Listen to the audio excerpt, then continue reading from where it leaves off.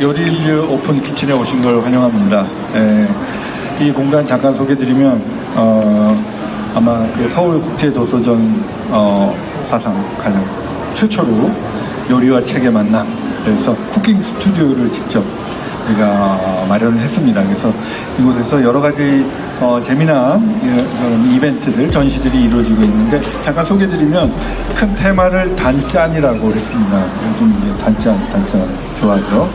그래서 인류에게 있어서 어떤 맛이라고 하는 건 생존을 위한 음식도 있고 또 어떤 놀이와 즐거움을 위한 음식이 있다고 생각해서 그것을 단맛과 짠맛으로 표현을 했습니다. 그래서 나중에 가시면서 이 복싱 이 링 위에 잠깐 올라가셔서 사진 찍어도 재밌을 것 같은데, 제가 지금 좀 상징적으로 표현해 봤습니다. 저 가운데 있는 심판은 초콜릿으로 만들었습니다.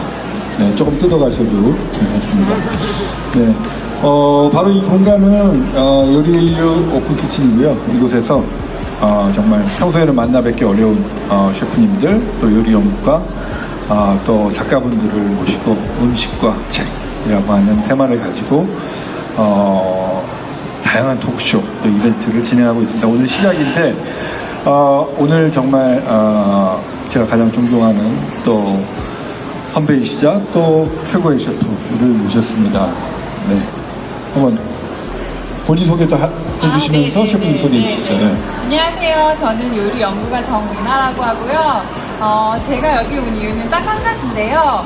저도 르꼬르동블레에서 프렌치 요리를 전공했는데 프렌치 요리 대부세요. 진경수 셰프님을 소개하겠습니다. 박수로 오셔주세요. 안녕하세요. 진경수 셰프입니다. 만나서 반갑습니다. 그 프렌치 요리의 대부라고 소개해드렸는데요. 사실 프랑스 그 마을로 유명한 설의 마을에서 17년 동안 한 자리에서 계속적으로 프렌치 요리 나사부어를 하고 계세요. 그 요리 비결부터 시작해가지고 르꼬르동블로 가신 거, 또 책을 이보다 더 좋을 수 없는, 그러니까 이토록 맛있는 파리라는 책을 쓰시는 과정까지 다양하게 질문드릴 예정입니다. 우선은 이 책 얘기부터 한번 해볼까요? 이토록 맛있는 파리, 저도 구입을 예전에 했습니다. 이 책 소개 좀 해주시죠. 어떻게 해서 이 책 쓰시게 되셨어요? 사실은 이 책은 한국에 있는 어떤 독자들한테 처음에 만든 이유가 한국에 있는 독자들보다는 프랑스에서 있는 한국인들 있죠.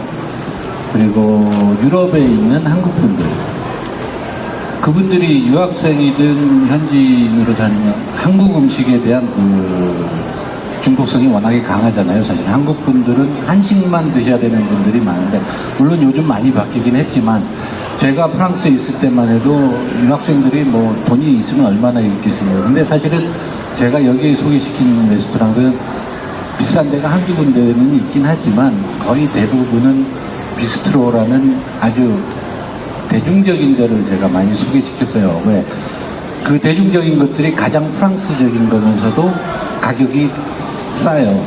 그래서 한국 유학생들이나 거기 교민들이 이런 데도 두루두루 다니면서 드셔보시면서 프랑스를 느끼면서 살았으면 좋겠다라는 생각에, 제가 프랑스에 있을 때도 초대를 받아서 가면 무조건 한식만 주시더라고요. 그래서 나는 프렌치 음식을 먹고 싶어 왔는데 왜 자꾸 한식만 주는지라는 생각이 계속 있었다가 이 책을 한번 제가 갔던 데들, 단골 좋은 식당들 위주로 한번 써보자라는 의도로 썼는데, 결국은 뭐 유학생들이나 현지에 사시는 분들이 뭐 몇 권을 사셨는지 모르겠어요, 사실은.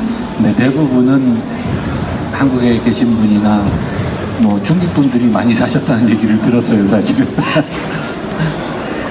저도 프랑스 요리 처음 시작할 때 바이블처럼 이 책을 읽었었거든요. 근데 프랑스 요리 하면 셰프님께서도 책에 썼었는데, 그 약간 버터 음식이 많이 들어가고 왠지 파인다이닝 음식이나 아니면 진입장벽이 높고 너무 이렇게 헤비한 음식으로 생각하기 마련인데, 셰프님께서 쓰신 내용 보면 오히려 프랑스 여자들이 더 날씬하고 샐러드만 먹는다고 하시더라고요. 맞나요, 셰프님? 예, 뭐 그거는 프랑스 뭐 절대 그 100% 믿을 수는 없는 말이긴 하지만 프랑스 여자들이 살이 빠지고 날씬한 거는 많이 안 먹어서 날씬한 거고요. 사실은 칼로리는 높습니다. 칼로리는 높은데 그거를 칼로리를 어떻게 분해하면서 먹느냐. 식사 시간이 길잖아요. 기본적으로 디너보다는 런치에 정餐을 먹으면 런치 정餐을 많이 먹는데 정餐을 먹을 때 한 2-3시간을 먹는데 코스 사이가 20분에서 25분, 30분씩 기다려요, 이들은. 그러니까 포만감이 일단 어느 정도 있는 상태에서 다음 거 먹고 하는데, 그리고 그 사이에는 엄청난 수다를 하고 와인을 마셔요. 그러다 보니까 아무래도 살이 덜 찌지 않나라는 생각이 있고, 와인에 대한 밀접한 것도 있고요. 중요한 건 샐러드도 많이 먹긴 먹죠, 그들이. 근데 샐러드를 절대 칼로리가 낮은 샐러드를 먹는 건 아니에요, 그네들도. 왜냐면 풀만 있는 게 아니고, 풀 밑에 베이컨도 있고, 탄수화물 감자도 있고, 여러 가지. 그리고 가장 중요한 드레싱은 100% 칼로리잖아요. 그래서 그런 것들 생각하면 몸에 좋은 거는 사실이지만 샐러드 때문에 뭐 날씬하다 이거는 말이 안 되는 거고요. 어쨌든 프랑스인들이 그렇게 날씬한 이유는 단 하나인 것 같아요. 텀이 길어서 아무래도 식사 양 조절이 본인들이 용이하게 할 수 있어서라는. 우리는 한 방에 모든 게 와서 포만감을 느끼기 전에 다 섭취를 하는 반면 이들은 순간순간을 기다렸다 먹을 수밖에 없어서. 물론 저희 프렌치 레스토랑에서는 코스가 한국화되어 있어서 접시, 그러니까 첫 번째 코스, 두 번째 코스 사이가 7분에서 8분이면 저희는 나가는 게 원칙입니다. 왜? 안 그러면 화내거든요. 한국 분들은 8분 기다리면 많이 기다리시는 거라고.